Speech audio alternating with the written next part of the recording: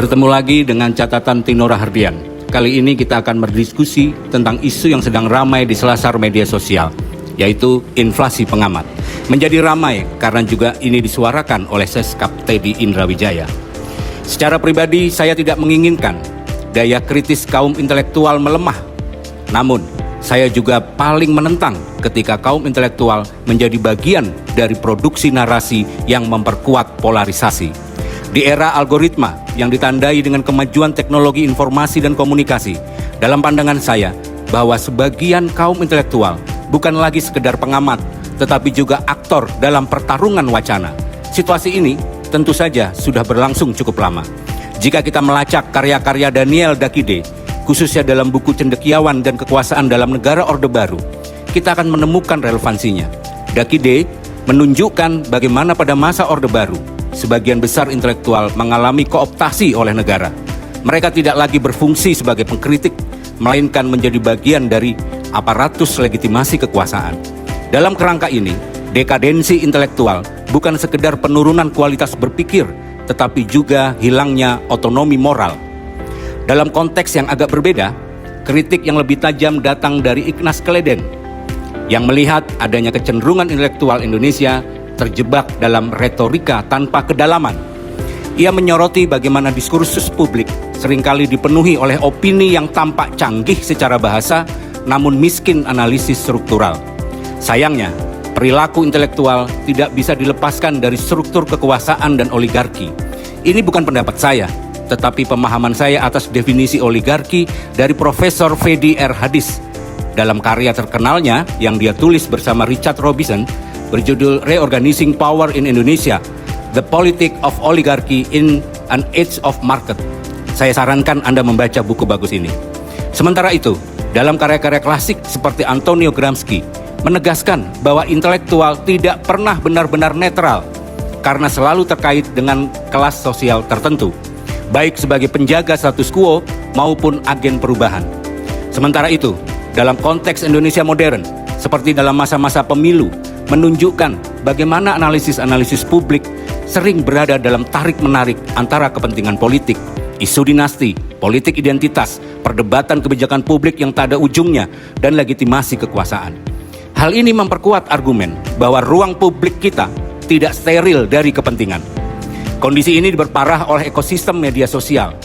Di sana, otoritas keilmuan seringkali kalah oleh popularitas, kecepatan opini, dan afiliasi politik.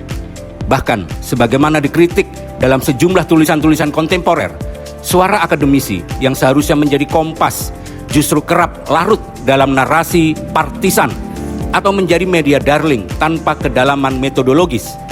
Pada titik ini, publik sulit membedakan mana analisis berbasis keilmuan dan mana sekedar opini yang dibungkus dengan istilah akademik. Bagi saya pribadi, fenomena yang belakangan disebut oleh Seskap Teddy sebagai inflasi pengamat sesungguhnya bukan sekedar persoalan banyaknya orang berbicara tanpa latar keilmuan linier. Ia adalah gejala yang lebih dalam dan lebih parah.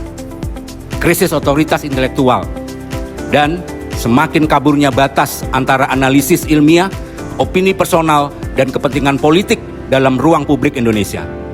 Karl Mannheim secara teoritik mengatakan bahwa intelektual idealnya berada dalam posisi free floating intelligentsia, yakni relatif independen dari kepentingan politik maupun kelas sosial, sehingga mampu memberikan analisis yang objektif. Namun dalam prakteknya, posisi ini sulit dipertahankan. Bahkan dalam konteks Indonesia kontemporer, banyak kajian menunjukkan bahwa intelektual dan pengamat tidak sepenuhnya netral, melainkan terikat oleh struktur kekuasaan, afiliasi politik, maupun bias kognitif. Kaum intelektual seringkali dihadapkan pada dilema antara menjadi intelektual organik yang berpihak pada perubahan sosial atau tetap sebagai intelektual tradisional yang menjaga jarak dari kekuasaan. Namun, realitas politik yang kompleks membuat sebagian akademisi justru terlibat dalam mobilisasi kesadaran politik yang tidak sepenuhnya bebas nilai. Artinya, bahkan dalam kerangka ilmiah, keberpihakan sering tidak terhindarkan. Dalam konteks masyarakat digital, hal ini diperkuat oleh fenomena echo chamber dan filter bubble di dalam individu termasuk akademisi, terpapar pada informasi yang mengonfirmasi pandangannya saja. Akibatnya, apa yang disampaikan sebagai analisis seringkali hanyalah reproduksi dari posisi ideologis tertentu. Maka, inflasi pengamat bukan hanya soal kuantitas orang berbicara, tetapi juga soal kualitas epistemik ruang publik kita. Ketika siapapun dapat menjadi pengamat, sementara mekanisme validasi keilmuan melemah, maka yang terjadi adalah inflasi opini tanpa akuntabilitas. Namun penting ditegaskan di sini, ketidaknetralan bukan berarti seluruh pengamat tidak kredibel. Dalam ilmu sosial, objektivitas absolut memang sulit dicapai.